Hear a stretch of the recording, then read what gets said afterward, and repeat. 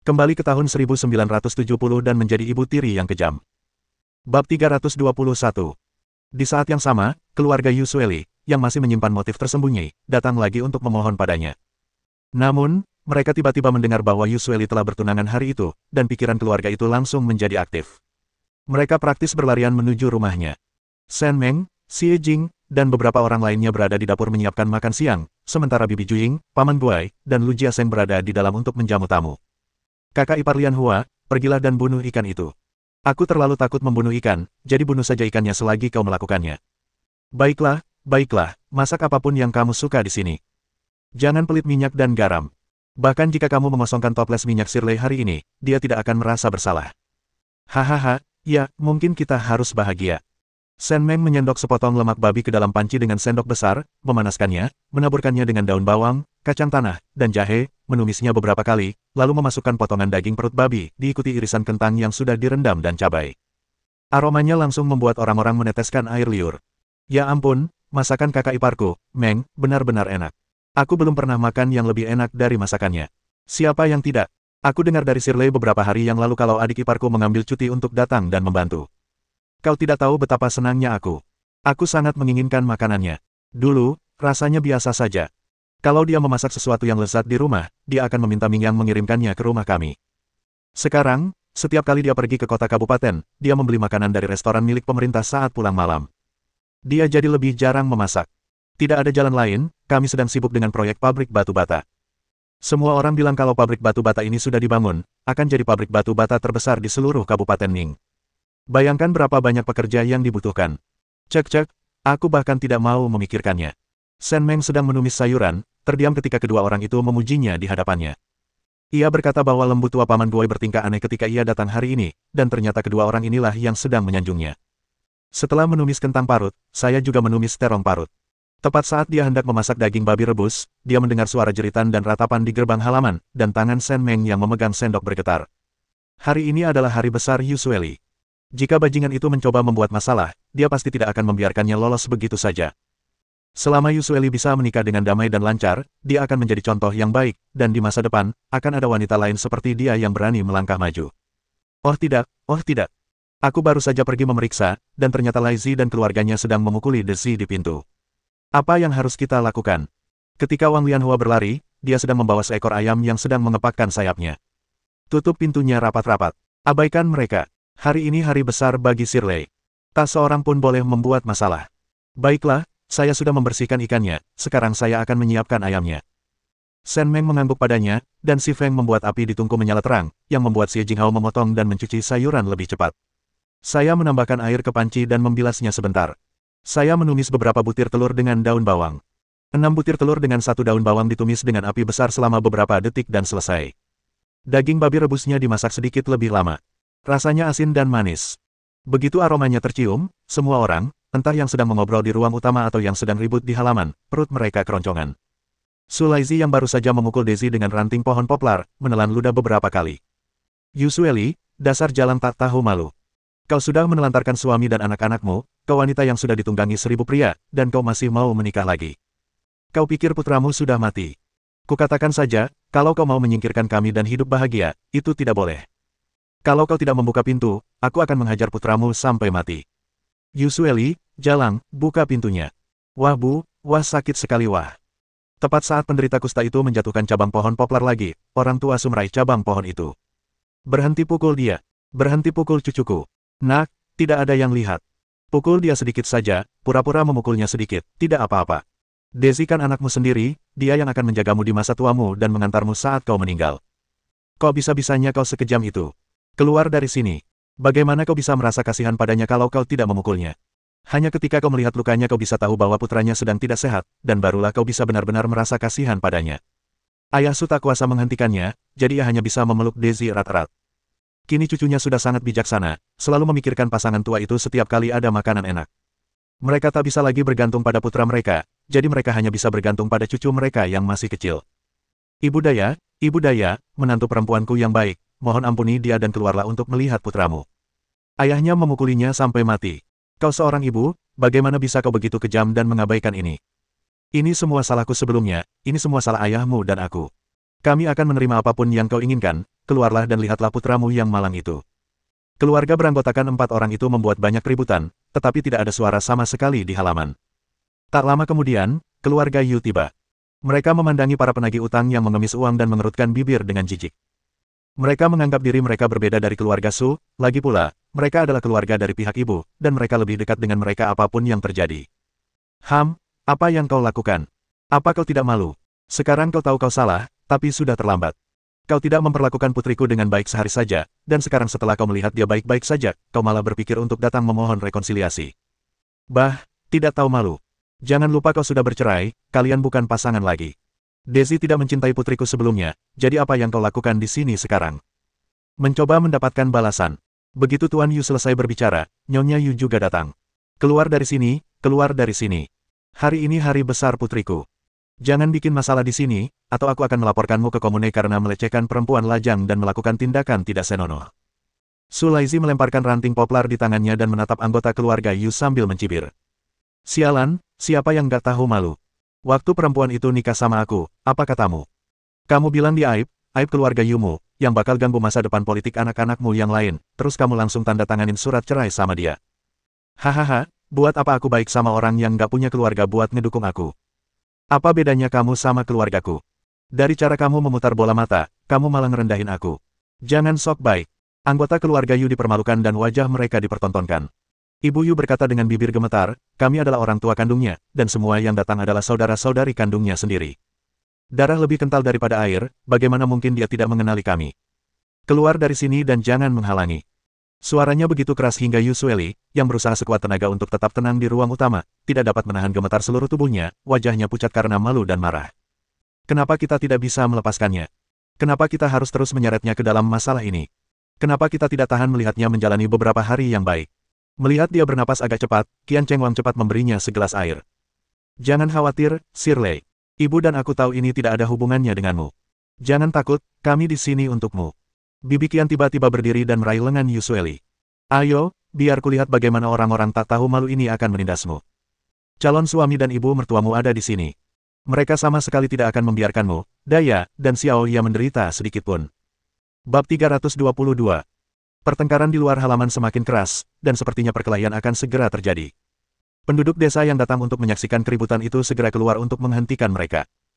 Bagaimanapun, desa Lujiak ini berbeda, dan mereka tidak bisa membiarkan keributan itu menyebar dan membuat mereka menjadi bahan tertawaan di desa-desa lain. Lengan bawah Daisy dicengkeram erat oleh Laizi, dan sekuat apapun ia meronta, ia tak bisa lepas. Ia begitu cemas hingga wajahnya memerah. Ia kini tahu bahwa ia salah, ia benar-benar tahu bahwa ia salah. Ia tahu ibunya akan menikah, dan ia merasa sangat sedih. Hari ini, ia diseret ke sini dan dipukuli. Tubuhnya sakit, dan hatinya semakin sakit. Namun, ada sedikit rasa beruntung di hatinya, berpikir jika ibunya menatapnya dengan iba, ia tak akan menikah. Orang tuanya bercerai, dan hidupnya semakin sulit. Ia membenci dan mendendam ibunya. Ibunya menjadikannya bahan tertawaan, dan ia diejek kemanapun ia pergi. Namun, ketika ia melihat beberapa anak meringkuk dalam pelukan ibu mereka, ia menyadari betapa pentingnya ibunya di rumah. Anak-anak di desa dan beberapa orang yang merasa kesal padanya mengatakan bahwa ibunya tidak menginginkannya lagi. Namun, ibunya masih di desa. Meskipun ibunya bersikap dingin dan jauh darinya selama 6 bulan terakhir, ia masih bisa melihatnya dan kini ibunya mulai berbicara dengannya. Ia berpikir bahwa selama ibunya masih di desa, ia bukanlah anak tanpa ibu, dan suatu hari nanti ia akan bisa tinggal bersama ibu dan saudara-saudara perempuannya. Tapi sekarang ia tidak lagi berpikir seperti itu. Seandainya ibunya masih di desa, ia pasti tidak akan hidup bahagia di masa depan. Selama ibunya memperlakukannya dengan baik, kakek nenek dan ayahnya tidak akan membiarkannya begitu saja. Mereka bahkan mungkin akan memanfaatkannya sebagai pion untuk menggelapkan uang ibunya. Sekarang juga ada rumah nenek dari pihak ibu saya. Kalau ibu saya tinggal di sini, beliau pasti tidak akan bahagia. Dengan bunyi, jepret. Gerbang halaman terbuka, dan orang-orang yang sedang bertengkar di luar menoleh. Bibi Qian dan Yu Sueli berdiri berdampingan, dengan dingin memperhatikan sekelompok orang di gerbang halaman. Dasar bajingan tak berperasaan. Ada anggota keluargamu yang meninggal, dan kalian datang ke rumahnya untuk meratap dan menangis. Keluar dari sini. Kami tidak menerima kalian di sini. Kalian dan kalian semua bisa mengemis makanan dimanapun kalian mau. Kami hanya memberimu makanan karena kami tidak punya sisa makanan. Kau, perempuan tua, kau pikir kau siapa? Aku ibu dari keluarga ini. Aku datang untuk menjenguk anak-anak. Apa kau punya hak bicara? Shirley, putriku, akhirnya aku melihatmu. Biarkan aku melihatmu. Berat badanmu turun. Anakku yang baik, hatiku hancur melihatmu seperti ini. Bibi Qian tidak mentolerirnya dan menarik Yusueli ke depan. Kamu buta ya? Shirley-ku montok banget, dia nggak kurus sama sekali. Omong kosong apa yang kamu omongin? Kamu belum setua itu, tapi penglihatanmu sudah mulai menurun. Lagi pula aku yang ngurus rumah ini sekarang. Aku bebas ngomong apa aja. Jangan bahas Shirley lagi. Aku baru kenal keluarga menantu perempuanku, mereka nggak kayak kalian. Yusueli, kau akan membiarkan orang lain bicara seperti itu pada ibumu sendiri. Apa kau tidak punya sopan santun? Apa begini caraku membesarkanmu? Jangan bilang begitu pada anak itu. Aku sudah lama tidak bertemu anak itu. Aku kasihan padanya meskipun kau tidak bertemu dengannya. Anak baik, biarkan ibumu melihatmu. Aku tidak tahu mereka mertua barumu. Aku tidak tahu. Daya, Xiaoya, aku nenek dari pihak ibumu. Ini kakek dari pihak ibumu, paman, dan bibi dari pihak ibumu. Daya dan Xiaoya bersembunyi di belakang Xie Jinghao, bahkan tidak melirik anggota keluarga Yu. Melihat mereka berbicara begitu hangat, anggota keluarga Su merasa tidak senang. Mertua baru atau mertua lama? Ayah Yusueli bahkan belum meninggal, dan kau masih ingin menikah lagi. Apa hakmu? Apa kau tidak menginginkan anakmu lagi? Kalau kau tidak peduli padanya sama sekali, aku akan menghajarnya sampai mati sekarang juga, agar dia tidak perlu menangis dan merengek memanggil ibunya setiap malam. Yusueli memperhatikan ranting pohon poplar tebal di tangannya menghantam Daisy. Matanya berkedip, dan ia mengeratkan genggamannya di tangan Bibi Qian. Namun, itu hanya sesaat. Setelah terdiam lama, ia memalingkan muka. Kita sudah bercerai, itu sudah jadi rahasia umum di seluruh desa. Kalau kalian mau mendisiplinkan anak-anak, pulang saja dan lakukan sendiri. Itu bukan urusanku. Wah, Bu, jangan khawatirkan aku. Aku tadinya tidak mau datang. Ayah dan kakek yang menyeretku ke sini. Mereka menginginkan uangmu dan mereka ingin kau tidak menikah. Bu, pergilah. Aku memang kurang ajar sebelumnya. Maafkan aku. Aku tidak akan menyeretmu lagi. Pergilah. Cepatlah pergi dan jangan pernah kembali. Mendengar kata-kata Daisy, Laizi mengumpat, sialan. Lalu menamparkan pantat Daisy dengan keras. Si kecil menjerit, kesakitan, seluruh tubuhnya kejang-kejang. Sesaat kemudian, ia segera menutupi pantatnya dengan kedua tangan. Sesaat kemudian, ranting pohon poplar langsung mengenai jari-jarinya, membuatnya menjerit, wah. Kesakitan. Kalau saja Daisy masih orang sembrono seperti dulu, ia bahkan tak akan meliriknya sedikitpun. Tapi sekarang ia bisa merasakan putranya telah banyak berubah dan menjadi jauh lebih bijaksana. Bagaimana mungkin ia tidak tersentuh sama sekali? Mata Yusueli memerah, dan dia memalingkan wajahnya dari menatapnya. Daya dan Xiaoya merasa sangat kasihan padanya dan berlari keluar dari belakang Xie Jinghao, lalu menjatuhkan diri ke Daisy. Jangan pukul saudaraku, jangan pukul saudaraku. Saudaraku, apakah ini sakit, saudaraku? Penduduk desa tak tahan lagi. Dua pria dewasa mencengkeram lengan Laizi agar ia tak memukul anak-anak, sementara Qian Chengwang menarik Daisy, Daya, dan Xiaoya ke belakangnya agar mereka tak terluka lebih parah. Kalian binatang buas, apa yang coba kalian lakukan dengan memaksa Shirley seperti ini? Apa kalian sedang berpura-pura untuk kami, ibu dan anak, dengan harapan kami akan membenci Shirley lalu tidak menikah? Bermimpilah. Wanita yang begitu luar biasa, apa kalian buta karena menginginkannya? Kalian terus menyiksanya, tapi aku tidak mau. Aku sangat bahagia sekarang. Membayangkan bagaimana wanita sehebat Shirley akan menjadi menantuku saja sudah membuatku tidur nyenyak, dan aku bahkan makan 2 mangkuk nasi ekstra. Jadi, apapun yang kalian lakukan, pernikahan ini sudah pasti. Ibu saya benar. Saya serius dengan Kamerat Yusueli. Hubungan kami telah disetujui oleh organisasi. Kedua anak kami, Daya dan Xiaoya, sangat manis. Saya akan memperlakukan mereka seperti anak saya sendiri. Saya kenal anak ini. Namanya Sude. Jika keluarga Su Anda tidak menginginkannya, Anda bisa memberikannya kepada Sueli. Saya akan membesarkannya seperti anak saya sendiri. Ucapan ibu dan anak yang penuh kebaikan dan kebenaran ini menuai tepuk tangan meriah dari seluruh warga desa Lujia. Mereka semua telah menyaksikan kejadian yang menimpa ibu Daya dan keluarga Su, dan kini setelah bertemu dengan keluarga yang begitu baik, semua orang pasti akan memuji mereka. Daisy mundur selangkah, menghindari tangan Qian Chengwang, dan menyeka air matanya. Bagi Laizi, penampilannya jelas menunjukkan bahwa ia ada di pihaknya. Hehe, kamu mau anakku? Anakku juga harus ikut, hahaha. Anakku yang tua, cepat kemari. Yusueli sedikit mengernyit saat menatap Daisy, mengira dia telah kembali pada kebiasaan lamanya, tetapi betapa terkejutnya dia terus menjauh dan tidak membiarkan siapapun mendekat. Bu, pergilah. Kalau ibu bisa menikah, kaburlah secepatnya. Ayahku jahat, aku bajingan, dan kakek nenekku juga jahat. Bu, ibu sudah cukup hidup susah. Jalani hidup yang baik. Ia langsung lari begitu selesai bicara, mengabaikan semua orang yang memanggilnya. Pasangan lansia dari keluarga Su melihat cucu mereka lari, dan Yusueli tak berkata apa-apa, jadi mereka segera berbalik dan mengejarnya. Bab 323. Semua anggota keluarga Su telah pergi. Melihat ekspresi tidak senang semua orang, Lai Zi tidak berani tinggal lebih lama lagi. Desa keluarga Lu bukan lagi desa keluarga Lu seperti dulu. Ia bahkan tidak bisa bermalas-malasan lagi. Ia harus bekerja keras setiap hari dan diejek. Rekan-rekan perempuan semuanya bisa mengerjakan 8 poin pekerjaan. Kalau dia bagus, dia dapat 8 poin, dan kalau dia kurang bagus, dia dapat 6 poin. Mereka selalu mengeluh tentang dia. Tidak masuk kerja akan dilaporkan ke komune, dan bahkan mungkin dimasukkan ke ruangan gelap. Dia pernah ke sana sekali, dan itu sangat menyakitkan sehingga dia tidak ingin kembali. Sekarang karena dia tidak bisa menghubungi Yusueli, semua ini salah si bocah nakal itu. Dia harus menemukan bajingan itu dan memberinya pelajaran yang baik nanti. Xie Jinghao menghampiri Yusueli dan berkata lembut, jangan sedih. Setelah kamu menikah, kalau kamu khawatir tentang Daisy, kami akan menjaganya untukmu. Dia tidak akan menderita. Kami akan menyekolahkannya bulan depan. Kamu akan merasa lebih tenang setelah dia bersekolah. Oh, terima kasih semuanya. Mengapa kami para saudari ini melontarkan omongan sesat seperti itu? Yusueli mengangguk dan berkata kepada Qian Chengwang, Chengwang, keluarkan permen dari rumah dan bagikan kepada semua orang. Mohon maaf atas kekacauan ini. Hari ini adalah hari Qian Chengwang dan aku bertukar hadiah pertunangan. Mari kita semua berbagi kegembiraan dan makan beberapa permen. Kita akan menikah bulan depan, dan semua orang harus datang dan minum di pesta pernikahan kita. Ya, saya Ibu Qian Chengwang. Setelah Shirley menikah dengan keluarga kami, semua orang bisa yakin bahwa kami akan memperlakukannya seperti harta karun. Chengwang, tolong bawakan juga 2 bungkus rokok untuk kakak laki-laki, paman, dan saudara-saudaramu. Baiklah, aku akan mengambilnya segera. Qian Chengwang berbalik dan pergi ke halaman. Yusueli dan Bibi Qian berada di luar untuk menjamu para tamu, dan warga desa Lujia tampak gembira. Paman Guai dan Bibi Juying berbincang tentang hadiah pertunangan yang mereka bawa, sehingga semua orang lebih memahami situasi. Keluarga ini memiliki pekerjaan dan masa depan yang cerah, dan mereka benar-benar memperlakukan Yusueli seperti harta karun. Sebagai sesama warga desa, mereka juga tampak gembira dan memberikan banyak ucapan selamat. Keluarga Yu merasa gelisah, karena Yusueli belum mengatakan sepatah kata pun kepada mereka. Dulu, ketika ayah Yu marah, ibu Yu akan menenangkannya, dan mereka berdua selalu bekerja sama untuk melembutkan hatinya.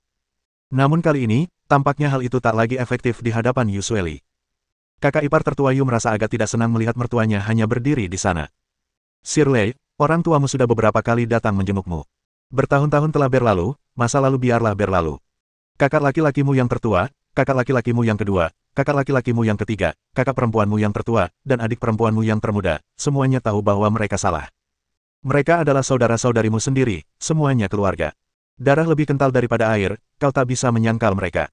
Shirley, aku tahu aku salah. Aku benar-benar tahu aku salah. Aku tidak menghalangimu menikah tahun itu, dan aku merasa bersalah karenanya selama bertahun-tahun. Tapi sekarang setelah aku melihatmu baik-baik saja dan kamu telah menemukan keluarga baru untuk dinikahi, kami semua sungguh bahagia untukmu. Sungguh, hari ini adalah hari besarmu. Ayah, kami datang ke sini. Kalau ayah tidak senang dengan kakak dan adik iparku, kami tidak akan masuk, tapi setidaknya izinkan ibu dan ayah masuk, kan? Setidaknya beri mereka minum air. Kalau kamu menikah nanti, ibu dan ayah bisa datang dan memberi restu mereka. Kamu selalu butuh dukungan keluargamu. Tuan dan Nyonya Yu tidak berbicara, tetapi mata mereka tertuju pada Yusueli, kaki mereka menunjuk ke arah gerbang halaman, seolah-olah mereka akan langsung masuk begitu dia memberi isyarat. Tidak perlu, terima kasih sudah datang menemuiku. Aku tidak mau minum airnya. Kamu boleh pulang sekarang. Aku dan keluargaku masih ada urusan, jadi kami tidak akan menahanmu. Setelah Yusueli selesai berbicara, dia menyapa para pencari jodoh buta itu di pintu dan berkata dia akan kembali. Ayah Yu sangat cemas ketika melihat ini. Lujia Zuang tidak jauh dari desa Yujia, dan pabrik batu batanya hampir selesai. Para pekerjanya sebagian besar berasal dari Lujia Zuang, dan hanya sedikit yang berasal dari desa lain. Ada 3 pria sehat di keluarganya, yang awalnya memenuhi syarat untuk bekerja di pabrik batu bata. Namun, ia sudah lama tahu bahwa putri ketiganya berhubungan baik dengan seorang pemimpin di daerah itu. Orang itu berasal dari desa Lujia dan kini menjadi tokoh terkenal di Kabupaten Ning. Hanya dengan sepatah kata dari putri ketiganya, ketiga putranya bisa mendapatkan pekerjaan ringan dan bergaji tinggi. Sekarang setelah kita bertemu orangnya, kita harus memperjelas semuanya. Tidak membiarkan mereka kembali setiap saat benar-benar menghambat pekerjaan kita. Beraninya kau, Yusueli. Kami ini orang tua, kakak, dan adik iparmu. Kau sudah benar-benar dewasa, berpikir kau sudah dewasa sekarang. Kau bahkan tidak mengizinkan kami masuk ke rumahmu sendiri, atau memberi kami minum air. Bagaimana kau bisa begitu kejam? Siapa itu? Siapa itu? Ambang pintunya bersih dan rapi, kenapa ada anjing menggonggong? Apa maksudmu orang tuamu tidak berkunjung selama 7 atau 8 tahun? Apa maksudmu orang tuamu menandatangani surat penolakan karena malu ketika putri mereka menikah? Tidak mungkin, itu bukan kau, maksudmu, kau orang tua berlidah tajam. Kalau kau tidak bilang Shirley putrimu, aku pasti mengira kau musuhmu. Kau mungkin tidak memperlakukan putrimu seperti manusia sebelumnya, tapi sekarang kau datang ke rumahnya. Katakan saja apa yang kau mau, katakan saja. Jangan coba-coba membuatku jijik dengan ikatan keluarga, itu benar-benar menjijikkan. Wajah keluarga Yu tampak polos, dan tatapan mereka tajam luar biasa saat menatap Bibi Qian. Yusueli berdiri tepat di depannya. Ibu mertuaku benar. Katakan saja apa yang ingin kau katakan. Kita sudah sepakat sebelumnya bahwa kita tidak akan pernah bertemu lagi di kehidupan ini. Aku sendiri telah menanggung semua kesulitan, omelan, dan kritikan. Apa gunanya kau mengatakan hal-hal seperti, kita masih berhubungan darah sekarang? Sungguh, jika kau tidak mengatakannya hari ini, jangan katakan lagi. Oh, dan putri-putriku adalah hidupku. Jika kau mencoba memanfaatkan mereka lagi, jangan salahkan aku karena telah melawanmu sampai mati. Sedetik kemudian, Bibi Qian senang Yusueli memanggilnya, ibu mertua, tetapi sedetik kemudian ia terkejut. Para bajingan ini bahkan mencoba memanfaatkan cucu kesayangannya. Tak tahu malu. Apa? Kamu bahkan berani menyentuh cucuku. Ya ampun, beritahu nenek, apa yang mereka lakukan padamu? Apa mereka memukulmu? Daya menggelengkan kepalanya sambil memegang tangan Xiaoya. Aku baik-baik saja, Nek. Ini Xiaoya. Xiaoya hampir dibawa pergi oleh pamannya. Mendengar hal itu, Bibi Qian meludahi keluarga Yu dari belakang Yusueli dan mengumpat, bajingan tak tahu malu, kalau kalian menindas cucuku lagi, aku akan panggil polisi. Segumpal dahak mendarat di kaki celana Tuan Yu, membuatnya begitu marah hingga hampir pingsan. Kakak tertua Tuan Yu maju 2 langkah dan hendak meraih Bibi Qian ketika Qian Chengwang dan Lu Jiaseng dengan cepat berdiri di depan mereka, menghalangi mereka dengan kuat. Kau, Yusueli, dasar tak berbakti. Kau baru saja melihat mereka memperlakukan orang tuamu dengan begitu buruk, dasar tak berperasaan. Baiklah, jangan bilang begitu. Aku sudah memberimu kesempatan sebelumnya. Keluarga Yu dapat melihat dengan jelas bahwa Yusueli berhati dingin dan tidak mudah tersinggung. Melihatnya hendak masuk ke dalam rumah, mereka segera memanggilnya untuk berhenti. Diam, kataku.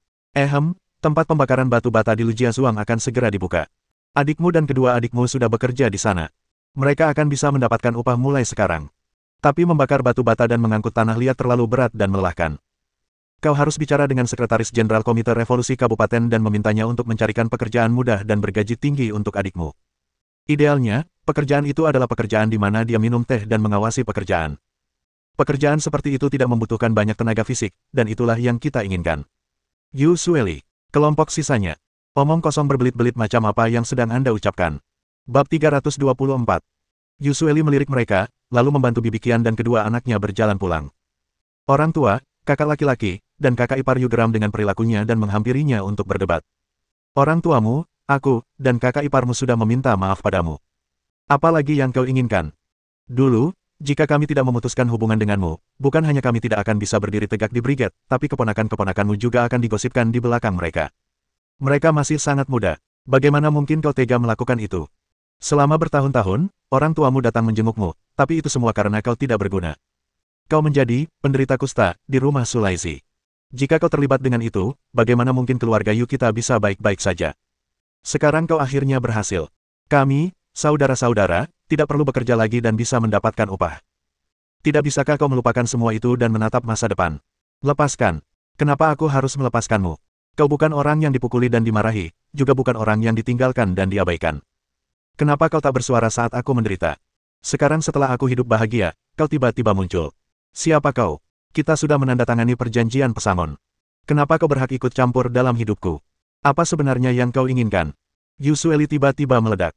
Jika itu orang lain, ia mungkin bisa tetap tenang, tetapi orang yang berbicara adalah kakak laki-lakinya. Dulu ia memperlakukannya dengan cukup baik. Ia adalah salah satu orang baik di keluarga.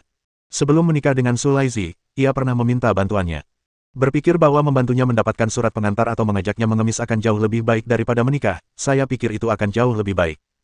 Sebelum ia sempat kembali ke kamarnya, ia memanggil seluruh keluarga untuk mengawasinya.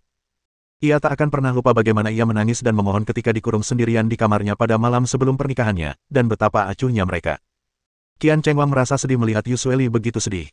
Sejak bertemu dengannya, Yusueli selalu menjadi wanita yang kuat, mandiri, dan positif, dan Qian Chengwang belum pernah melihatnya sesedih ini sebelumnya. Cukup. Shirley bilang kamu sudah menandatangani surat pemutusan hubungan kerja, jadi secara hukum kalian tidak punya hubungan lagi. Dia akan menikah bulan depan dan akan menjadi anggota keluarga Qian. Dia akan terdaftar di kartu keluarga Qian dan tidak akan ada hubungan apapun denganmu. Kalau kamu terus datang dan mengganggunya, aku akan lapor polisi. Kau pikir kau ini apa? Kau sendiri yang bilang, pernikahannya bulan depan. Kalau aku, orang tua ini, tidak setuju, kau tidak boleh menikah. Dia sudah cerai, seharusnya dia kembali ke rumah orang tuanya. Apa maksudmu dengan putus hubungan? Aku tidak mengenalinya. Dia putriku. Anak muda, kau bahkan tidak menaruh hadiah pertunanganmu di tempat yang tepat, dan kau masih ingin menikahi putriku. Kukatakan saja, pernikahan ini batal hari ini, kau boleh pulang. Dasar orang tua tolol, kau pikir kau hebat hanya karena kukatakan kau gendut. Kau mau kita pergi? Omong kosong. Shirley cuma beruntung punya beberapa pacar yang baik. Kalau dia masih seperti dulu, apa keluarga Yumu akan datang ke rumahnya? Keluarga Yu tidak berkata apa-apa saat mendengar dia berkata demikian, seolah-olah mereka tidak menganggapnya serius sama sekali. Kenapa belum selesai? Makan malam sudah siap. Aku sudah memasak makanannya dan membawanya ke ruang utama. Ningyang dan yang lainnya pasti akan segera datang untuk makan. Yusueli menyeka air matanya, berbalik menatap Shen Meng dan berkata, aku akan kembali. Xie Jinghao dan Lu Jiaseng memutar bola mata mereka ke arah sekelompok orang. Yusueli membantu Bibi Qian, Qian Chengwang, dan yang lainnya melangkah melewati ambang pintu. Tepat ketika Shen Meng hendak menutup pintu, Ibu Yu tiba-tiba melangkah maju dan meraih panel pintu. Yusueli, kalau kau masih putriku, sebaiknya kau setuju dengan apa yang kita bicarakan hari ini. Kalau tidak, aku akan gantung diri di depanmu dan biarkan para pemimpin daerah melihat kebaikan apa yang bisa kau harapkan dari seorang wanita yang telah membuat ibunya sendiri tewas. Begitu dia selesai berbicara, semua orang di halaman menjadi pucat. Hei, Nona tua, apa yang kau katakan? Hari ini hari besar Shirley, sungguh sial kau berkata seperti itu. Baiklah, katakan saja apa maumu, aku akan lihat apakah itu terlalu berlebihan. Kalau memungkinkan, aku mungkin bisa menyelesaikannya. Melihat orang di depannya, Ibu Yu merasa bahwa temperamennya berbeda dari orang-orang di halaman, dan pada saat yang sama, dia merasa permintaannya tidak berlebihan sama sekali, jadi dia mengulanginya lagi. Shen Meng mengangguk dan berkata, pabrik batu bata di Lujiazhuang memang akan segera dibuka, dan memang membutuhkan bakat. Shirley, kau salah satunya. Kalau kakakmu punya kemampuan, dia juga bisa jadi manajer di pabrik batu bata itu. Mereka semua anggota keluarga, tak perlu memperkeruh suasana. Ketika keluarga Yu mendengar bahwa orang ini mencoba membujuk Yusueli, ekspresi mereka melunak, dan ayah Yu juga berjalan ke pintu. Ya, apa yang dikatakan putri Anda benar. Mereka semua keluarga. Intinya, kita harus mengucapkan kata-kata baik kepada Sekretaris Jenderal Komite Revolusi.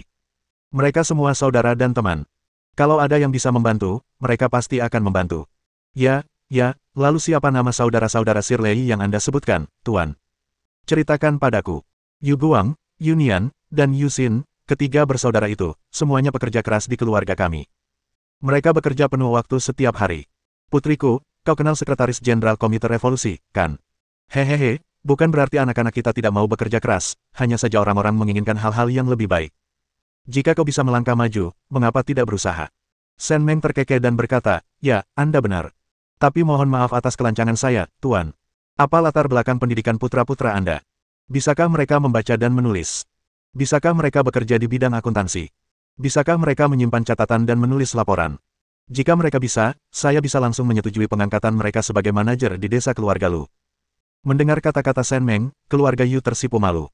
Jika mereka memiliki kemampuan seperti itu, mereka tidak akan membutuhkan bantuannya. Mereka pasti akan melamar pekerjaan itu langsung, alih-alih melalui jalur rahasia. Sepertinya itu tidak akan terjadi. Maka itu tidak akan berhasil.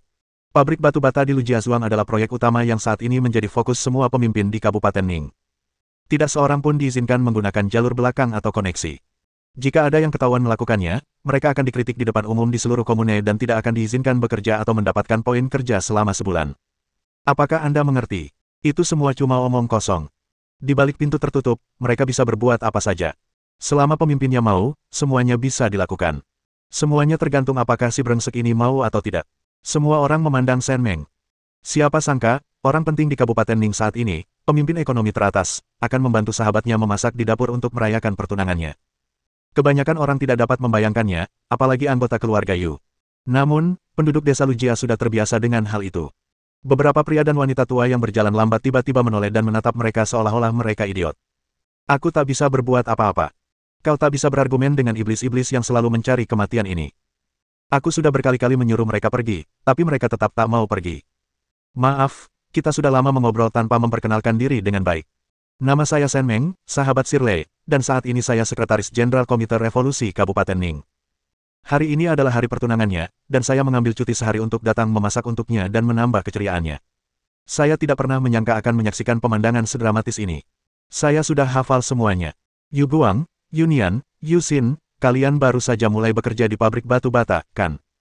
Kalian harus menghargainya. Gajinya hanya 18,5 yuan sebulan. Kalau kalian tidak suka pekerjaan ini, biarkan orang lain yang melakukannya. Kabupaten Ning punya banyak orang, bukan begitu? Bab 325. Setelah Shen Meng selesai berbicara, anggota keluarga Yu tercengang. Mereka sama sombongnya seperti sebelumnya, dan sekarang mereka sama malunya. Kakak ipar tertua keluarga Yu gemetar saat menatap Shen Meng. Snow, Seri, apakah yang dikatakannya benar? Benar. Aku baik-baik saja sekarang berkat Xiao Meng.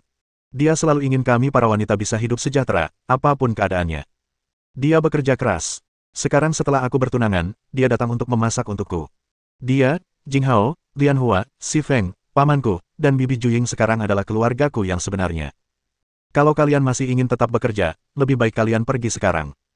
Kalau kalian terus membuat masalah, kalian mungkin tidak akan bisa mendapatkan pekerjaan lagi di masa depan.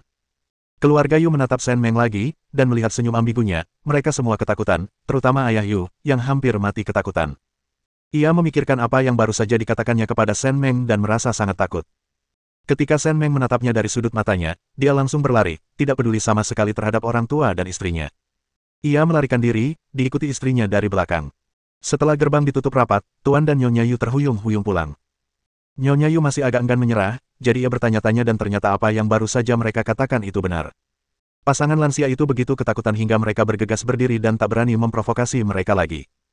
Siapa sangka orang yang mengenakan celemek itu adalah pejabat yang mereka inginkan untuk mendapatkan bantuan menyelesaikan berbagai hal melalui koneksi. Yusueli kembali ke ruang utama dengan wajah sedikit memerah, dan Bibi Qian mengulurkan tangan dan menepuk pundaknya. Baiklah, nak, sudah beres. Ayo makan. Hari ini hari besarmu dan Cheng Wang, dan kita semua seharusnya bahagia. Lihat dirimu, direktur bengkel pabrik bunga sedang memetik dan memotong sayuran untukmu, ketua kelompok sedang memasak untukmu, asisten direktur sedang menyembelih ayam untukmu, dan sekretaris jenderal Komite Revolusi Kabupaten Ning sedang memasak untukmu. Di antara semua orang di meja ini, siapa yang lebih bermartabat daripada dirimu? Perkataan Bibi Qian membuat semua orang di meja tertawa. Ketika Ming Yang dan anak-anak lainnya datang, Shen Meng segera menyuruh mereka makan di meja kecil. Terlepas dari dua kelompok kutu busuk yang datang hari ini, semuanya berjalan cukup lancar. Selagi masih pagi, Bibi Qian dan Qian Cheng Wang bergegas pergi. Mereka ada urusan di rumah sakit, dan Qian Cheng Wang harus berkeliling malam itu. Paman Buai diawasi oleh Bibi Juying hari ini dan tidak berani minum setetes pun alkohol. Namun, setelah makan sebanyak itu, ia sangat gembira. Bahkan tanpa minum, ia merasa sangat bahagia. Hanya Yusueli dan saudara perempuannya yang ada di ruangan itu. Melihat tumpukan barang di atas kang tempat tidur bata berpemanas, semua orang merasa senang untuknya. Direktur Guo tiba sekitar waktu ini, tampak agak muram dan murung. Melihat ekspresinya yang tidak sesuai, sekelompok orang itu pun berdiri. Bibi, ada apa? Tanya Shen Meng dari depan. Shirley, ada sesuatu yang ingin kukatakan padamu, tapi sebaiknya kau tetap tenang. Ini bukan awal yang baik, dan hati semua orang berdebar kencang. Yusueli memaksakan senyum, berusaha sekuat tenaga untuk tetap tenang, dan menatapnya dengan ekspresi sedikit gemetar.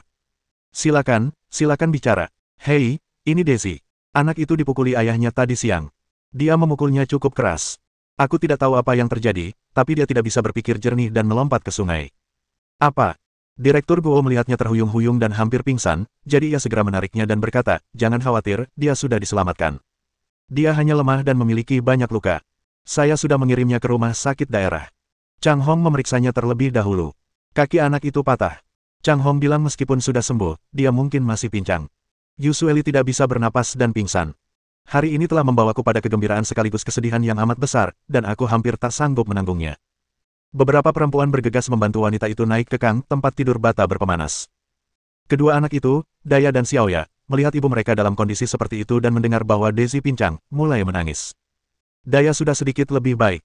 Ia sudah lebih tua dan tidak ingin terlalu sedih, ingin lebih merawat ibunya. Bagaimana caranya?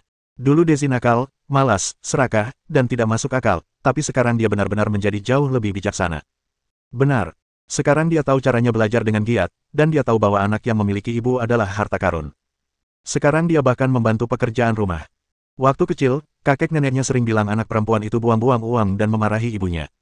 Lama-kelamaan, dia jadi menyimpang.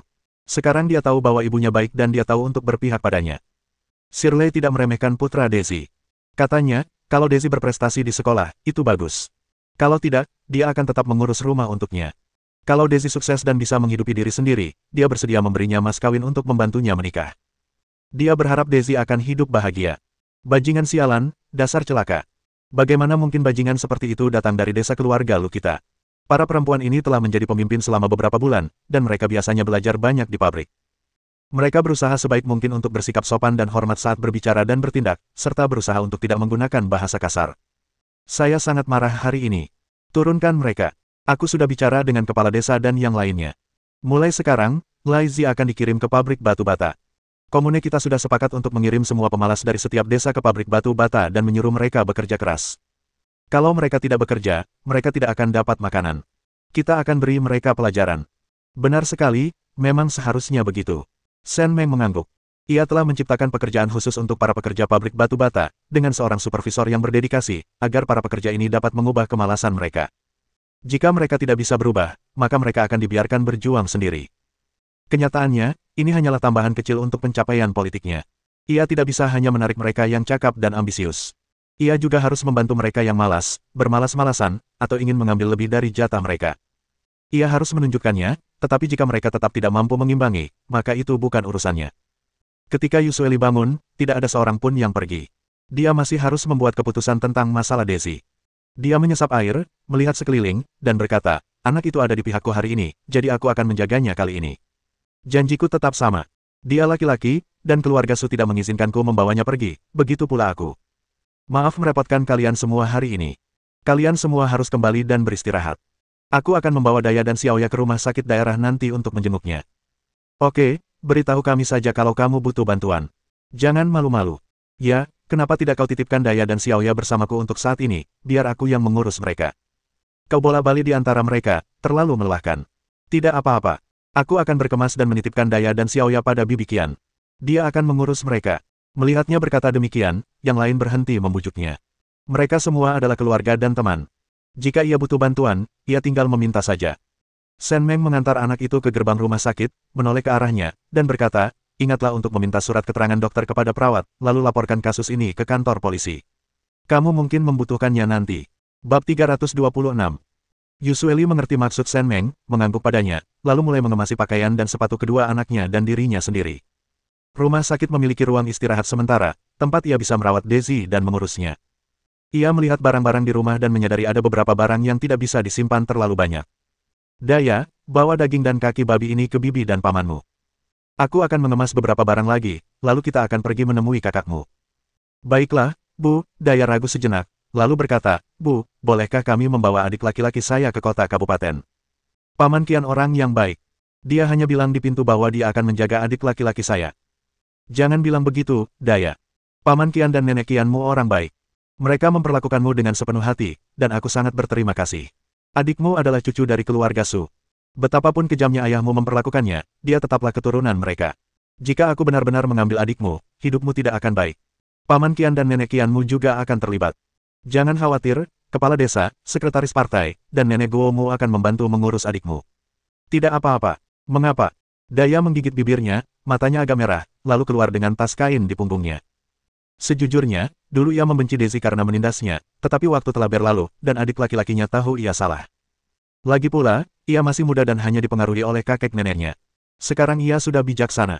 Sebagai saudaranya sendiri, ia tidak tega menyangkalnya. Pikiran bahwa mereka tidak akan pernah melihatnya lagi membuatnya sangat sedih. Sang ibu dan anak-anaknya mengemasi tas besar berisi barang-barang, meminjam sepeda, dan pergi ke kota kabupaten. Desi masih tak sadarkan diri di ranjang rumah sakit, wajahnya pucat dan kepalanya terbalut perban. Hanya Ibu Su yang ada di sisinya. Ketika ia melihat Yusueli datang, ia mendengus dingin. Kak Yu, anak ini lukanya cukup parah. Dia punya banyak memar dan luka lama. Dia mungkin tidak tahan dengan kekerasan, jadi dia melompat ke sungai. Dia hanya kurang beruntung dan kepalanya terbentur batu saat berada di bawah air, sehingga dia pingsan. Tapi secara keseluruhan, dia baik-baik saja dan seharusnya bangun sekitar besok. Kalau bicaranya tidak jelas, basahi saja kain kasa dan bersihkan mulutnya. Oh, terima kasih banyak, Xiaoli. Ada hal lain yang perlu kamu lakukan, yaitu menulis rekam medis untuk anak ini, dan juga meminta dokter yang merawat anak ini menulis surat keterangan dan menandatanganinya. Saya mengerti, Suster Yu. Bukan apa-apa. Anda akan menikah dengan dokter Qian bulan depan, dan kami semua sudah berencana untuk menghadiri pernikahan itu. Baiklah, kalau begitu aku akan mentraktir semuanya dengan permen pernikahan. Xiaoli tersenyum, mengucapkan selamat lagi, lalu pergi sambil membawa buku catatan keliling bangsalnya. Anakmu sendiri saja sudah begini, dan kau masih mau menikah. Apa kau butuh pria di sisimu atau apa? Apa kau masih bertingkah seperti seorang ibu? Cucuku dulu gendut sekali. Kalau kau tidak ngotot mencari masalah dan bercerai, apa dia akan menderita seperti ini dan tetap menikah? Apa kau tidak takut disambar petir? Ketika Daya dan Xiaoya melihat Ibu Su, mereka masih sedikit takut, dan kedua anak itu mundur ke belakang Yusueli. Dia segera menghibur kedua anak itu. Jangan takut. Dia cuma orang tua, setengah terkubur di tanah. Apa yang perlu ditakutkan? Apa kau tidak khawatir dengan saudara-saudaramu? Pergi dan lihatlah. Siapa yang kau bicarakan? Yusueli, dasar jalan tak tahu malu, apa kau cari mati? Seharusnya aku tak membiarkanmu bersenang-senang begitu lama. Dasar bajingan tak tahu malu, kau mencoba berselingkuh di depan ibu mertuamu. Untung saja kebijakannya bagus sekarang, kalau tidak, kau harus diseret keluar dan ditembak. Jangan bercanda. Kau pikir ini rumahmu sendiri. Ini rumah sakit daerah, daerah kekuasaanku. Dan siapa kau berani memanggil ibu mertuamu? Dasar tak berperasaan, busuk. Dulu, kau pasti akan diseret keluar untuk dikritik publik. Aku di sini hanya untuk menemui Daisy karena kita ibu dan anak. Kalau kau memang sehebat itu, pergilah dan biayai rawat inap, operasi, dan biaya pengobatan anak itu. Setelah kita bertemu dengannya, ayo kita pergi, Daya dan Xiaoya. Kalau kalian sangat menyayangi cucu kalian, kalian pasti akan merawatnya dengan baik. Setelah Yusueli selesai berbicara, dia meninggalkan bangsal bersama Daya dan Xiaoya. Ibu Su tercengang. Ia mengira Yusueli datang karena tak tega melihat Daisy menderita. Ia pikir Yusueli telah menepati janjinya dan jika Daisy bisa menahan sarkasmenya hari ini, ia yakin bisa membuatnya kembali. Namun, Yusueli benar-benar berbalik dan pergi. Mereka tidak berperasaan dan kejam. Daisy, cucuku, bangun dan buka matamu. Ibumu sungguh tak berperasaan, dia hanya peduli pada laki-laki dan telah meninggalkanmu sepenuhnya. Kau harus ingat ini saat kau besar nanti, dan jangan pernah biarkan dia lolos begitu saja, hiks. Yusueli mendengar apa yang dikatakan Ibu Su di pintu bangsal, mendengus dingin, mengambil buku rekam medis yang diberikan kepadanya oleh Xiaoli, dan membawa kedua anak itu langsung ke keluarga Qian. Bibi Qian sudah mendengar tentang hal ini, jadi dia menitipkan Daya dan Xiaoya ke dalam perawatannya dan mengatakan pada Yusueli untuk fokus pada urusannya sendiri. Dia baru saja tiba di kantor polisi ketika kepala desa dan sekretaris partai desa Lujia tiba, bersama dengan asisten Shen Meng, Xiao Zhang. Kepala desa, apa yang membawamu ke sini? Datang dan laporkan ini. Laizi memukuli Daisy seperti ini. Ini pelecehan anak. Kita tidak bisa membiarkan ini terjadi begitu saja. Kita punya bukti dan keterangan saksi, dan kita harus memberi pelajaran pada bajingan itu. Xiao Zhang tersenyum dan menatap ketiga orang itu, lalu mengeluarkan sertifikat. Ini adalah peraturan yang dikeluarkan oleh daerah kami, dan sekretaris jenderal kami sendiri yang menandatanganinya. Daerah ini sangat memperhatikan insiden pelecehan anak ini. Dengan peraturan ini, kami yakin Biro Keamanan Publik akan menanganinya dengan serius. Mata Yusueli merah dan bengkak. Ia membungkuk dalam-dalam kepada ketiga orang itu, lalu berjalan masuk ke kantor polisi sambil membawa rekam medisnya. Ketika polisi tiba, Laizi masih tertidur lelap di ranjang bata berpemanas di rumahnya. Ketika melihat seseorang masuk, ia bahkan memarahi mereka, tetapi sedetik kemudian ia begitu ketakutan hingga kang itu basah. Ketika sepasang gelang perak dipasang di tangannya, ia begitu ketakutan hingga pingsan. Tuan Su sedang merokok di dalam ketika mendengar keributan itu dan bergegas keluar. Ketika melihat putra sulung kesayangannya digendong ke pintu, ia bergegas menghampiri sambil berteriak, "Us! Apa yang kau lakukan? Apa yang kau lakukan? Lepaskan anakku! Lepaskan anakku sekarang, atau aku akan melawanmu sampai mati. Kami polisi. Putra Anda diduga melakukan kekerasan terhadap anak. Kami harus membawanya kembali untuk membantu penyelidikan. Jika Anda berani menghalangi kami juga akan menangkap Anda." Ayah Su mencengkeram lengan polisi itu dengan cemas dan berkata, kawan, ini semua salah paham, benar-benar salah paham. Anak desa memang nakal, bagaimana mungkin mereka tidak dipukuli? Ayahnya tidak tahu kekuatannya sendiri dan bertindak terlalu jauh. Ini semua masalah keluarga, benar-benar masalah keluarga, ini tidak ada hubungannya dengan anak saya, kawan. Dia putra kami satu-satunya, kau tidak bisa membawanya pergi. Ikat Pak Tua Wu. Orang tua ini tidak punya akal sehat. Anak itu hampir terbunuh, dan dia masih menganggapnya masalah kecil. Sepertinya dia sering membuli anak itu. Bawa mereka semua kembali ke kantor polisi untuk diinterogasi. Ya, Ayah Su terjatuh ke tanah dan hampir berlutut di hadapan petugas polisi. Kami tidak bersalah. Kami benar-benar tidak bersalah. Bab 327. Ibu Su berbaring di samping tempat tidur Daisy, terisak-isak. Ia tidak menyadari bibir Daisy kering karena batuk. Baru ketika Yusueli datang, ia memberinya air hangat, membasahi kain kasa, dan menyeka bibirnya dengan air tersebut. Akhirnya kamu kembali. Ini semua karena kamu nggak tega berpisah dengan putramu. Biar ku katakan saja, silakan nikahi siapapun yang kamu mau, silakan cari pria manapun yang kamu mau. Daisy itu cucu dari keluarga suku. Marganya Su. Jangan pernah berpikir untuk membawanya pergi. Aku tahu segalanya. Pria itu cuma punya nenek sihir dan nggak punya anak. Dia mau bawa cucu kita yang sudah siap untuk menghidupinya di masa tuanya. Mimpi saja. Bajingan tua tak tahu malu, kau benar-benar hina. Siapa yang kau sebut orang tua bodoh? Kau pasti punya banyak hal yang harus dilakukan bahkan tanpa cermin. Coba lihat baik-baik wajahmu yang tua dan seputih kulit jeruk itu. Beraninya kau mengkritik orang lain. Aku sudah bilang, aku merawat Daisy untuk memenuhi ikatan ibu anak kita. Setelah dia keluar dari rumah sakit, kau akan lihat apakah aku peduli padanya atau tidak. Dan jangan pernah bermimpi untuk membawa cucumu. Orang-orang punya terlalu banyak uang untuk membesarkan cucumu. Itu hanya akan menghabiskan terlalu banyak makanan kita. Lagi pula, Lao Qian dan aku masih muda.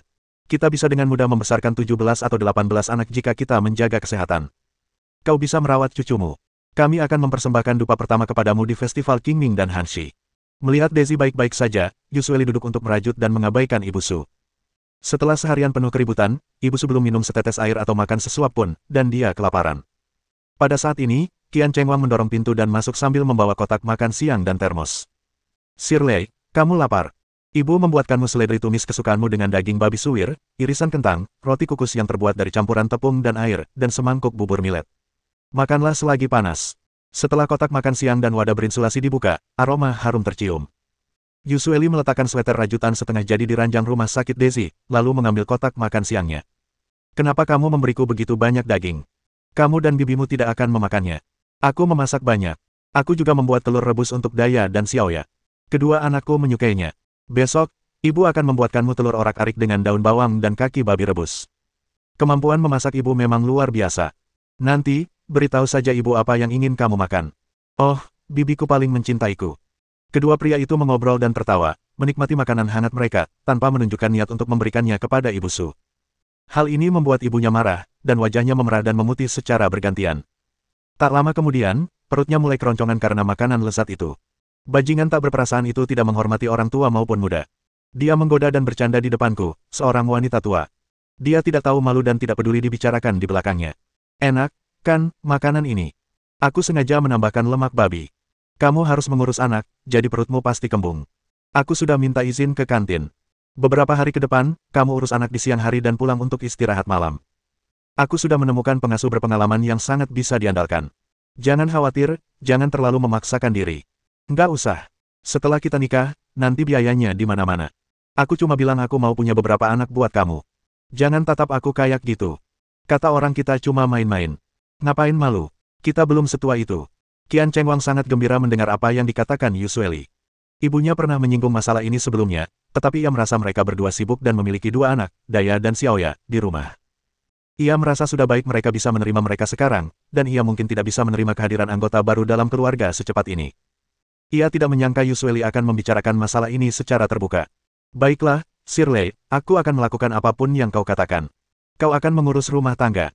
Oh, dan setelah kita mendapatkan surat nikah, kau juga akan memegang kendali atas keuangan keluarga. Kau boleh hidup sesukamu mulai sekarang, dan aku akan mendapatkan uang sakuku darimu. Keduanya saling memandang dan tersenyum. Melihat mereka berdua asyik dengan kehidupan pernikahan mereka seolah-olah tidak ada orang lain di sekitar, Ibu Su sangat marah hingga wajahnya memerah dan dia tidak bisa berkata apa-apa. Setelah Yusueli selesai makan, Qian Chengwang menatap Ibu Su. Nyonya, saya dengar putra dan suami Anda telah ditangkap dan dibawa ke kantor polisi. Shirley sedang mengawasi di sini. Kalau Anda punya waktu, sebaiknya Anda segera ke kantor polisi untuk memeriksa mereka. Apa? Apa yang kau katakan? Kapan ini terjadi? Siapa pelakunya? Apakah kau, Yusueli? Apakah kau yang melakukannya?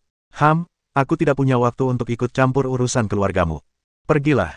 Melihat Yusueli tampaknya tidak berbohong, Ibu Su melirik cucunya di ranjang rumah sakit, menggertakkan giginya, dan bergegas keluar. Setelah kepergiannya, senyum Yusueli memudar drastis. Ia tahu Laizi memang biadab, tapi ia tak pernah menyangka Laizi bisa sebiadab ini sampai menghajar Dezi seperti ini.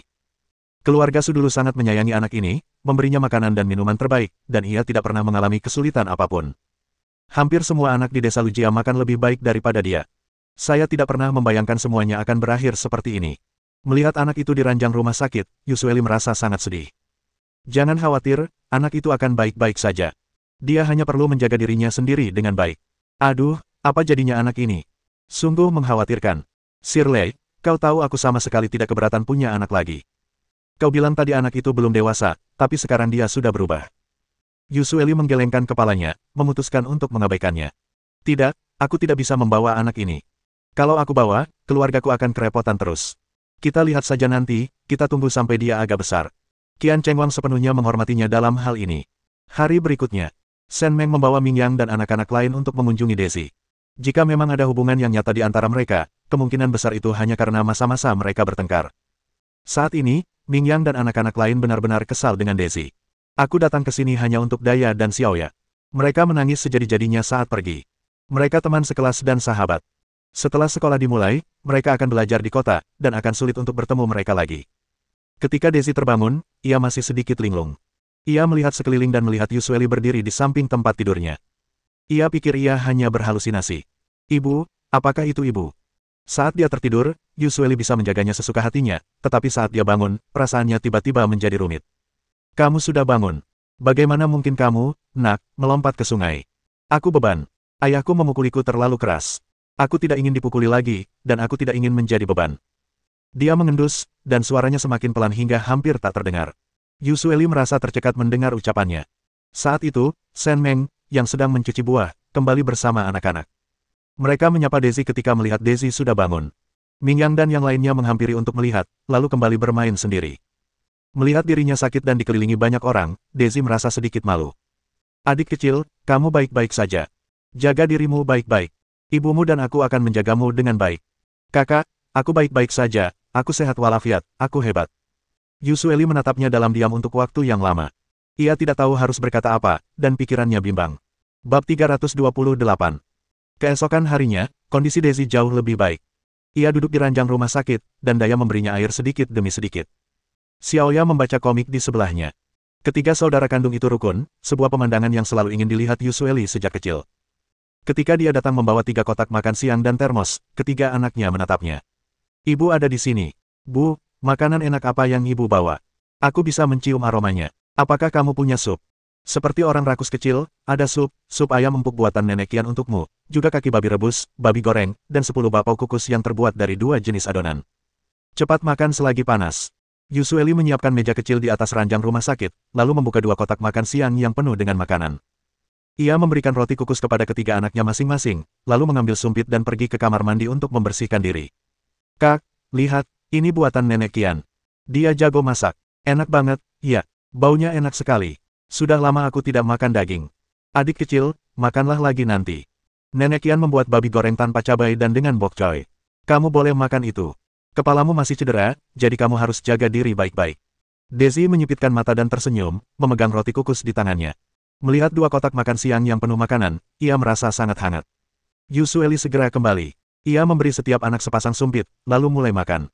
Daisy masih mengalami cedera kepala, dan meskipun ia sangat lapar, Yusueli tetap mengawasinya dan menyuruhnya makan perlahan. Dia sangat penurut. Dulu ia merasa kata-kata Yusueli sangat menyebalkan, tetapi sekarang berbeda. Ia adalah seseorang yang dirawat oleh ibunya, dan ia merasa sangat bahagia berada di bawah asuhannya. Enak sekali. Nenek Kian baik sekali. Aku paling sayang Nenek Kian. Kakak, nanti kalau kita semua tinggal di kota kabupaten, kita bisa tinggal bersama selamanya dan makan masakan Nenek Kian lagi. Daisy mengangguk tegas, lalu tampak sedih dan menggelengkan kepalanya ke arah Xiaoya. Aku tidak akan datang ke kota. Aku ingin tinggal bersama kakek dan nenekku. Daya tersedak roti kukus yang sedang digigitnya, lalu menatap Daisy dengan tajam, berkata, kamu kenapa? Kamu nggak tahu apa-apa. Kakek nenekmu itu orang seperti apa? Di hati mereka, ayah adalah yang terpenting. Mereka biasanya memanjakanmu seperti permata, kan cuma karena kamu laki-laki. Biar ku beritahu, kalau kamu masih tinggal sama kakek nenekmu, cepat atau lambat kamu akan dipukuli sampai mati. Sambil berbicara, matanya memerah saat menatap Daisy. Melihatnya makan dalam diam tanpa sepatah kata pun, ia segera menatap ibunya. Bu, adikku benar-benar idiot, biarkan saja dia. Daisy langsung panik mendengar kata-kata itu. Ibu, aku tidak bisa datang ke kota, aku benar-benar tidak bisa datang ke kota. Melihat penampilannya yang cemas dan bingung, Yusueli melambaikan tangannya, hampir menyentuh dahinya, dan dengan cepat menghentikannya. Jangan bergerak, kepalamu masih cedera. Kakakmu bilang begitu karena dia peduli padamu. Kalau tidak, dia pasti sudah meninggalkanmu sejak lama. Kamu sudah sedikit tiran sejak kecil, selalu menindas adikmu sejak kamu cukup dewasa untuk mengerti. Dia sudah sangat menderita karenamu, kakek nenekmu, dan ayahmu. Dia harus mencuci, memasak, membersihkan, dan memotong pakan babi untuk mendapatkan poin kerja sejak kecil. Daisy, adikmu sudah menanggung begitu banyak kesulitan dan kelelahan, dan dia masih memikirkanmu. Kamu harus ingat betapa baiknya adikmu padamu. Aku ingin sekali, tapi aku tidak bisa datang ke kota kabupaten. Aku sudah lama tahu aku salah. Kakek nenekku dulu bilang aku cucu kesayangan mereka, pewaris keluarga Su, dan menurutku aku luar biasa. Ayahku tidak melakukan apa-apa dan masih punya banyak makanan dan minuman, menurutku itu sangat mengesankan. Tapi setelah ibuku pergi bersama kakak perempuan dan adik perempuanku, aku sering diganggu. Penduduk desa bilang aku anak yatim piatu dan melempariku dengan batu dan gumpalan tanah. Ada banyak pekerjaan yang harus dilakukan di rumah, dan kakek nenekku mulai menyuruhku mengerjakan tugas-tugas rumah juga. Wah, aku benar-benar tahu aku salah. Aku ingin bersama ibuku, kakak perempuanku, dan adik perempuanku. Aku pasti akan belajar keras di masa depan, Bu, tapi aku tidak bisa pergi denganmu. Aku tidak sengaja mendengar kakek nenekku berbicara di tengah malam. Mereka bilang seorang ibu akan enggan meninggalkan anaknya. Mereka bilang kalau aku pergi denganmu, mereka akan mengganggumu setiap hari. Kalau mereka tidak bisa mengganggumu, mereka akan mengganggu rumah paman itu. Dengan begitu, keluarga itu tidak akan pernah kekurangan makanan atau minuman. Aku hanya beban. Mata Yusueli memerah mendengar kata-katanya, dan dia segera memalingkan kepalanya untuk melihat ke arah lain, menyeka air mata dari sudut matanya. Jahat sekali. Hatinya dipenuhi belatung. Buruk, semuanya buruk. Kakak sudah berubah menjadi lebih baik. Dia tidak akan bersama mereka lagi. Yusueli berpikir sejenak, lalu berkata, kau masih anak-anak. Kalau kau benar-benar ingin tinggal bersama kakak perempuan dan adik perempuanmu, aku akan mencari cara untuk membawamu pergi. Paman Qian dan Nenek Qian adalah orang baik, dan mereka akan menerimamu. Maukah kau ikut denganku? Daisy mengerucutkan bibirnya, air mata membasahi wajahnya, ingus mengalir di hidungnya, tetapi dia tetap menggelengkan kepalanya. Tidak, Bu. Kakek dan nenek dulu baik padaku. Orang bilang ayah itu busuk sampai ke tulang. Setelah kakek dan nenek meninggal, tidak ada yang akan menguburkan mereka. Aku ingin tinggal bersama kakek dan nenek. Aku akan tinggal di desa Lujia. Kalau ibu merindukanku, ibu bisa datang dan menjengukku. Mendengar kata-katanya, Yusueli merasa lega. Masih ada jarak antara dirinya dan putranya, dan mustahil semuanya bisa diselesaikan semudah itu. Akan tetapi, mengingat para tetua keluarga Su sudah semakin tua dan tidak tahu berapa tahun lagi mereka akan hidup, dan Daisy masih sangat muda, mereka tidak tahu berapa tahun lagi mereka harus bertahan. Kalau kamu sudah bulat hati, aku tidak akan memaksamu. Setelah aku menikah dengan Paman Qian bulan depan, kakak perempuan dan adik perempuanmu akan datang ke kota untuk bersekolah. Aku juga akan mendaftarkanmu di sekolah dasar komune. Aku akan mewariskan tempat tinggal kita sekarang kepadamu. Aku akan membeli beberapa batu bata dan genteng untuk memperbaiki rumah di musim dingin. Kalau kamu merasa diperlakukan tidak adil oleh kakek nenekmu, pergilah ke kamarku. Bibi Lianhua dan Bibi Si Feng akan menjagamu. Kalau kamu lapar, pergilah makan bersama mereka. Aku akan memberi mereka uang, jadi kamu bisa makan dengan tenang. Kakak perempuanmu, adik perempuanmu, dan aku akan datang menjengukmu saat kita istirahat, ya. Daisy menyeka air matanya, tersenyum bahagia padanya, lalu mengangguk berat. Ini sudah merupakan hasil terbaik. Mungkin, kalau boleh dibilang kurang ajar, saya mungkin bisa tinggal bersama ibu saya setelah kakek nenek saya meninggal. Kamu harus belajar dengan giat dan berusaha sebaik mungkin. Kalau kamu tidak berhasil, kamu bisa ambil pekerjaanku setelah lulus. Gajinya 35 yuan sebulan, seharusnya cukup untuk menghidupimu, oke? Tidak perlu, Bu. Berikan saja pekerjaanmu kepada kakak perempuan dan adik perempuanku. Aku tidak mau. Kakak perempuanmu sekarang selalu masuk 3 besar di kelasnya setiap bulan, dan dia akan punya pekerjaan yang layak di masa depan. Adik perempuanmu juga belajar dari kakak perempuanmu dan sangat pintar. Bahkan jika aku memberi mereka pekerjaan, mereka tidak akan membutuhkannya. Daisy. Artinya dia pikir aku bodoh, tapi kenyataan bahwa ibuku memikirkannya membuatnya sangat bahagia. Bab 329. Keempat wanita itu mengobrol dan tertawa di bangsal, menghabiskan semua makanan yang mereka bawa. Ketika Yusueli keluar untuk mencuci kotak makan siang, Daisy tiba-tiba memanggilnya, tangannya terkepal, dan ia mengerahkan banyak tenaga sebelum akhirnya berhasil menyeringai padanya. Ibu, maafkan aku salah. Suara lembut itu, yang terdengar sedih namun juga hikmat, membuat mata Yusueli memerah saat dia menatapnya dan menggelengkan kepalanya. Tidak apa-apa, belajarlah yang giat saja untuk kedepannya. Ia mendesah lega karena anak-anak akhirnya tumbuh dewasa. Meskipun masih ada sedikit rasa canggung saat mereka bersama, semuanya akan lebih baik di masa depan. Setelah mencuci kotak makan siang, ia berencana membawa Daya dan Xiaoya ke rumah keluarga Qian untuk beristirahat dulu, dan ia akan tinggal di sana sendirian untuk menjaga Daisy siang nanti. Kotak makan siang ini berisi potongan buah untukmu. Ibu akan mengantar kakak perempuan dan adik perempuanmu ke rumah Paman Qian untuk beristirahat sebentar. Mereka perlu mengulang pelajaran mereka sore ini, jadi kamu juga perlu istirahat. Mereka tidak bisa terus-menerus bermain denganmu di sini. Ibu akan meminta perawat untuk memeriksamu. Setelah mengantar adikmu, mereka akan kembali, oke? Baiklah, Ibu, silakan saja. Aku akan tidur nyenyak, jangan khawatir. Bagus. Setelah melihat ibu, saudara perempuan, dan sepupunya pergi, Daisy berbaring di ranjang rumah sakit dengan senyum di wajahnya. Tak lama kemudian, perawat Xiaoli datang, mengucapkan beberapa patah kata, lalu pergi, dan memintanya untuk meminta bantuan jika membutuhkan sesuatu. Perawat itu mengatakan bahwa kamar tunggal itu dekat dengan pos perawat, jadi ia bisa mendengar suaranya begitu ia memanggil. Hari ini sungguh membahagiakan. Saat Daisy berbaring, ia mengulurkan tangan kecilnya ke bawah bantal dan segera mengeluarkan segenggam permen. Ia merasa sangat manis. Adiknya diam-diam menyelipkan permen-permen ini di bawah bantalnya saat ia pergi. Dia bersikap seolah-olah dia tidak melihatnya. Dengan perutnya yang kenyang, ia merasa malas dan berbaring dengan mata tertutup, tak lama kemudian tertidur. Shen Meng baru saja menyelesaikan rapat di kantor pemerintah daerah dan hendak meninggalkan kompleks ketika ia melihat seseorang bergegas ke arahnya dari kejauhan. Xiao Zhang, dengan tatapan tajam, langsung berdiri di depannya setelah melihat ini.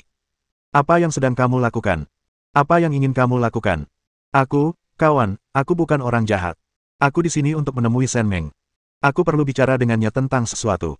Sambil menatap wanita tua kurus kering, berwajah pucat, dan berpakaian acak-acakan di hadapannya, Xiao Zhang sedikit mengernyitkan dahinya, tetapi tidak bergerak sedikit pun. Kalau perlu bicara langsung dengan sekretaris jenderal kami, langsung saja sampaikan. Saya asistennya, dan semuanya harus melalui saya dulu. Sampaikan saja apa yang perlu Anda sampaikan.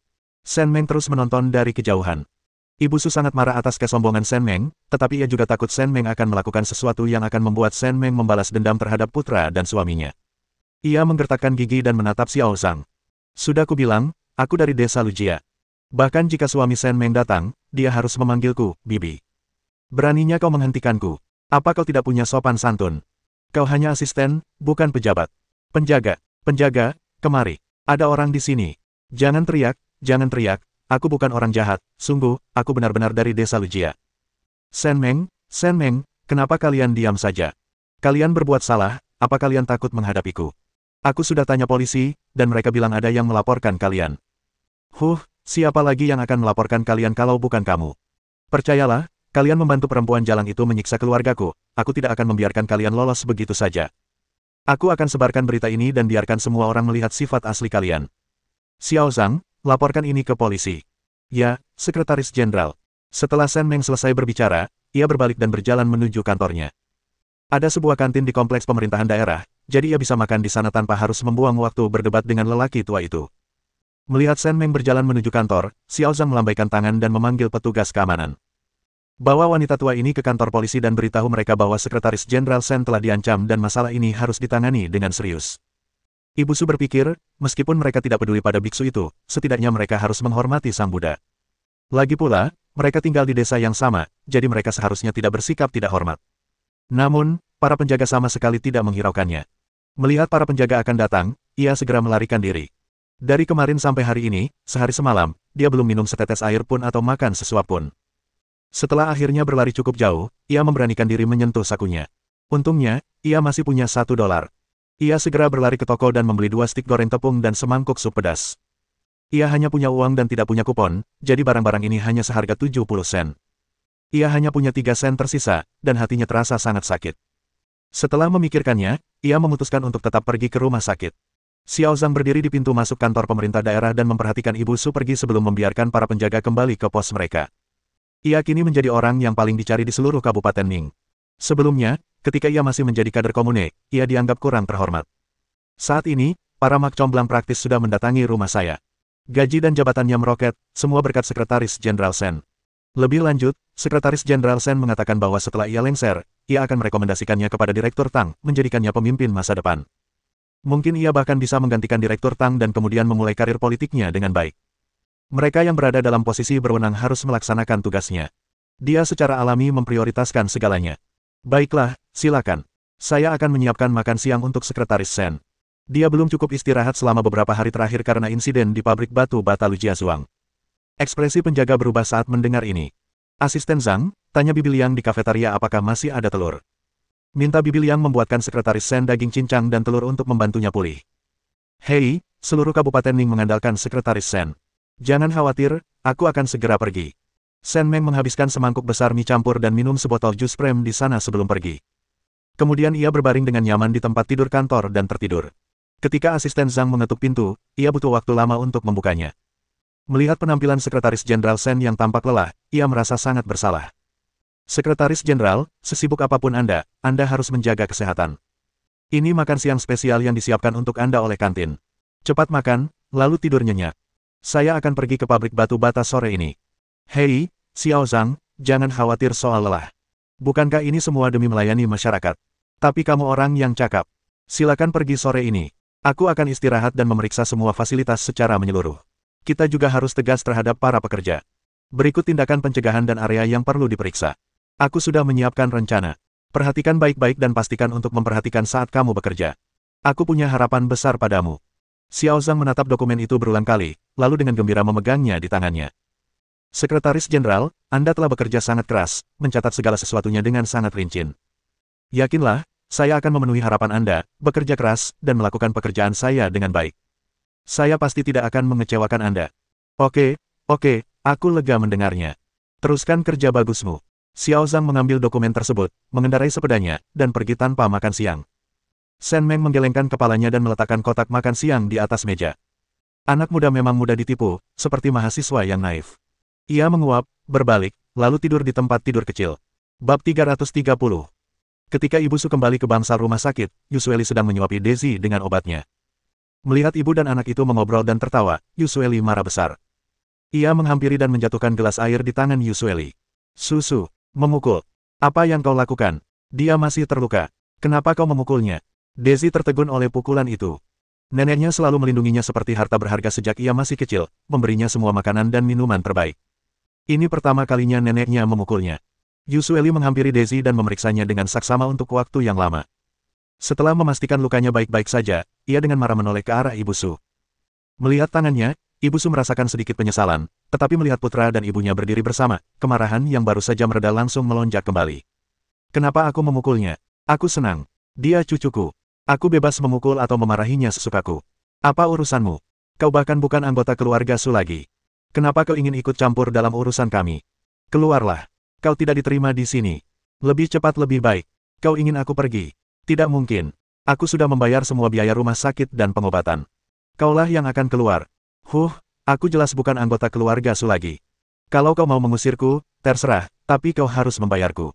Ibu Su sangat marah hingga wajahnya memerah. Bahkan harimau yang jatuh ke padang rumput pun diganggu anjing, pikirnya. Wanita malang ini akhirnya mulai menunjukkan sifat aslinya. Aku tidak akan memberitahumu. Aku akan memberitahu cucuku, Daisy, jika kamu masih menganggapku nenekmu, ikutlah denganku sekarang juga. Ayahmu dan kakekmu ada di kantor polisi. Kamu harus ikut denganku sekarang juga dan beritahu petugas bahwa ini masalah keluarga. Kenakalanmu sendirilah yang membuat ayahmu memukulmu. Kamu sudah seperti anak tanpa ibu, kamu tidak bisa kehilangan ayahmu juga, kan? Nenek, aku masih butuh infus. Badanku masih sakit. Kata dokter, aku belum bisa jalan. Jangan dengarkan omong kosong mereka, itu semua bohong. Mereka cuma mau cari untung, mereka sengaja bilang begitu. Kamu harus cepat ikut nenek, nenek akan mengolesimu jelaga, dan kamu akan baik-baik saja. Sambil berbicara, dia mendekat untuk menarik Daisy, dan dengan satu bunyi gedebuk, dia mendorong Yusueli ke samping. Perawat Xiaoli kebetulan datang untuk memeriksa pasien dan melihat wanita tua itu menyeret anak itu ke tanah seperti orang gila. Ia ketakutan dan segera memanggil dokter. Ya Tuhan, ada yang dibunuh. Ada yang dibunuh. Wanita tua ini sudah gila dan mencoba menyeret anak itu ke kematiannya. Dia melakukannya dengan sengaja. Semua orang tahu tentang situasi Yusueli dan tahu bahwa gadis itu dulunya tidak tahu berterima kasih, tetapi sekarang dia telah melihat kebenarannya. Meskipun semua orang masih tidak menyukai keluarga Su, mereka setidaknya menjunjung tinggi etika profesional dan tetap sopan. Tapi aku tak pernah menyangka nenek itu akan gila hari ini. Anak itu baru saja membaik, tapi dia terus menyeretnya seperti ini, seolah-olah dia tak akan puas sampai dia membunuhnya. Omong kosong apa yang kau ucapkan? Ini cucuku sendiri. Apa aku akan menyakitinya? Ada sesuatu yang terjadi di rumah, jadi aku langsung mengirimnya ke kantor polisi. Ada apa dengan itu? Apa yang kau teriakkan? Kau hanya ingin uang. Tidak ada gunanya menelepon siapapun. Aku sudah tua dan tidak pernah takut padamu. Xiaoli menoleh dan melotot tajam ke arahnya. Wanita tua yang menjulurkan kepalanya dari peti mati bahkan setelah dia meninggal, dia tidak tahu malu. Para dokter dan perawat datang dengan cepat, bahkan petugas keamanan pun datang. Daisy menjerit kesakitan di sekujur tubuhnya. Orang-orang dari bangsa lain di luar juga datang untuk melihat apa yang terjadi. Ketika Xiaoli melihat begitu banyak orang, ia mencubit pahanya. Astaga, Bibi, apa yang Bibi lakukan? Cucu Bibi sudah sangat bijaksana. Putra Bibi memukulinya sampai hampir terjun ke sungai. Dan Bibi masih memaksa cucu Bibi pergi ke kantor polisi demi nyawa putra Bibi. Nenek macam apa Bibi ini? Anak ini pasti telah menyinggung leluhur keluarga Bibi di masa lalunya sehingga lahir di keluarga Bibi di kehidupan ini. Yusueli melihat Xiaoli mengedipkan mata padanya dan segera bergegas untuk melindungi Daisy. Nyonya tua, apa lagi yang kau inginkan? Aku sangat menderita saat masih di keluargamu, dan aku hampir kehilangan nyawaku. Sekarang Daisy adalah satu-satunya pewaris keluarga Sumu. Jika kau membunuhnya, kau akan menyesalinya. Yusueli memiliki reputasi yang sangat baik di rumah sakit. Terkadang, saat sedang tidak sibuk, ia membantu pasien mengambil air atau mengantarkan makanan. Para perawat sangat menyukainya, karena ia sangat mengurangi beban kerja mereka. Sekarang, ketika orang-orang melihatnya melindungi anak itu, pasien, keluarga mereka, dan perawat semua tahu bahwa dia adalah mantan ibu mertua Yusueli. Darah merembes dari dahi Daisy, wajahnya pucat pasi, dan matanya mulai menyipit dan berputar ke belakang. Begitu melihatnya, dokter segera mengangkatnya, langsung membaringkannya di ranjang rumah sakit, meninggalkan dua perawat, dan kemudian menyuruh semua orang keluar. Bajingan tak berperasaan, anak itu pucat dan kurus, dia terlihat sangat menyedihkan. Dasar tak tahu malu. Bagaimana bisa kau begitu kejam pada cucumu sendiri? Apa kau tidak takut akan pembalasan? Saat kau kembali, bahkan tak akan ada yang mengambil jenazahmu, menguburkanmu, atau membuka baskom duka. Ini tetaplah cucu. Kalau memang cucu perempuan, mungkin dia sudah tenggelam karena jatuh ke dalam pispot sejak lama. Aku melihat semuanya. Anak itu berlumuran darah. Pasti sangat brutal. Dilihat dari apa yang dikatakan wanita tua ini, dia ingin membawanya ke kantor polisi untuk menyelamatkan putranya. Keterlaluan. Siapapun yang berani memperlakukan anak seperti itu harus dikurung di penjara selamanya. Ibu Su sangat marah hingga hampir pingsan. Sayangnya, jika ia pingsan di pagi hari saat belum makan atau minum apapun, ia mungkin benar-benar pingsan. Namun, ia sudah makan 2 stik goreng tepung, jadi ia tidak bisa pingsan meskipun ia ingin. Yusueli juga meludahinya dengan keras bersama yang lain, lalu menatap tajam ke bangsal. Daisy baru saja menangis sekeras-kerasnya, ia takut lukanya semakin parah. Pikiran bahwa anak ini tidak dapat lagi dibesarkan di sisiku dan aku tidak tahu berapa banyak kesulitan yang harus dihadapinya membuat hatiku sakit.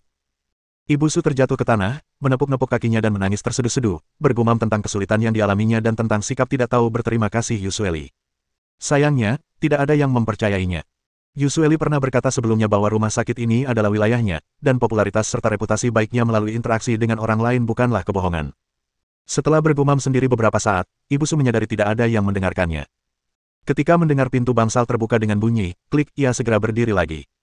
Kalau Daisy baik-baik saja, dia pasti akan membawa anak itu ke kantor polisi. Kalau tidak, bagaimana mungkin lelaki tua itu dan putra sulungnya sanggup menanggungnya? Dokter, bagaimana keadaan bayinya? Kawan Yu, anak ini terluka parah dan kepalanya terbentur. Dia perlu istirahat dan pemulihan yang baik. Dia sama sekali tidak boleh dipindahkan. Mari kita lihat bagaimana keadaannya dalam beberapa hari. Oke, terima kasih, dokter. Terima kasih, dokter. Setelah mengucapkan terima kasih kepada dokter, Yusueli menatap Xiaoli. Terima kasih banyak, Xiaoli. Kalau bukan karena kamu, siapa tahu apa yang akan terjadi pada Daisy. Tidak apa-apa, Suster Yu. Kamu pergi saja dan lihat anak itu. Kalau terjadi apa-apa, telepon saja kami di pos perawat. Kami semua di sini. Bagus. Setelah Yusueli selesai berbicara, dia memelototi Ibu Su dengan tajam, langsung masuk ke bangsal, dan mengunci pintu, mencegah wanita tua itu masuk. Bersambung.